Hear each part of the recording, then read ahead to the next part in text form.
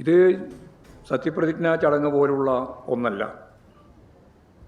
സ്വാതന്ത്ര്യദിനാഘോഷം സ്കൂളുകളിലും തദ്ദേശ സ്ഥാപനങ്ങളിലും കുടുംബശ്രീ യൂണിറ്റുകളിലും നാട്ടിലാകെ സ്വാതന്ത്ര്യദിനാചരണ പരിപാടിയുടെ ഭാഗമായിട്ടുള്ള നിരവധി പരിപാടികൾ ആഗസ്റ്റ് 15 എന്ന രീതിയിൽ നടക്കും. അപ്പോൾ സ്വാഭാവികമായി വന്ദേമാതരം പൂർണ്ണമായും ആലപിക്കണം എന്ന നിലപാടാണ്. അങ്ങനെ ആലപിക്കേണ്ടതില്ല എന്ന നിലപാട് സ്വീകരിച്ച കോൺഗ്രസിൻ്റെ തന്നെ നേതാവ് ഇപ്പോഴോ പറഞ്ഞു വെക്കുന്നത്. അപ്പോൾ സ്വാഭാവികമായി ഇത് മുഴുവൻ പാടിയില്ല എങ്കിൽ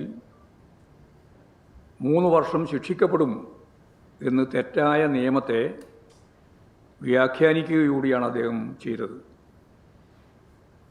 ഇത് യഥാർത്ഥത്തിൽ RSSൻ്റെ അജണ്ടയാണ്. രാജ്യത്തിൻ്റെ നിയമം അതല്ല. ഡോഗ് വിസിൽ മുഴക്കുന്നത് പോലെ എന്ന് പറഞ്ഞാൽ പറയാതെ പറയുക എന്ന നിലപാട് സ്വീകരിച്ചുകൊണ്ട് സംഘപരിവാർ നിർദ്ദേശിക്കുന്നത് പോലെ തന്നെ കാര്യങ്ങൾ പൂർണ്ണതോതിൽ നടപ്പിലാക്കാനാണ്.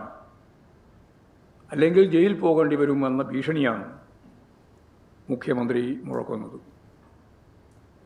അപ്പോൾ അതിനുവേണ്ടി ഇല്ലാത്ത നിയമത്തെ അദ്ദേഹം കൂട്ടുപിടിക്കുകയാണ് ചെയ്യുന്നത്.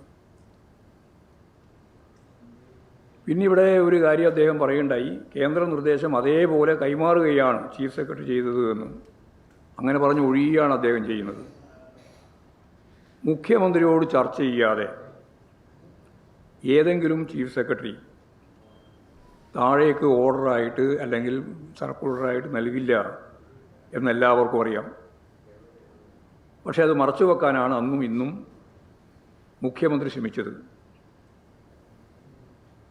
പിന്നെ സ്വാഭാവികമായിട്ടും ഇങ്ങനെ ഒരു കാര്യം പറയുമ്പോൾ കേന്ദ്ര ഗവൺമെൻറ്റിൽ നിന്ന് ഒരു ഓർഡർ വരുന്നു, അല്ലെങ്കിൽ നിർദ്ദേശം വരുന്നു.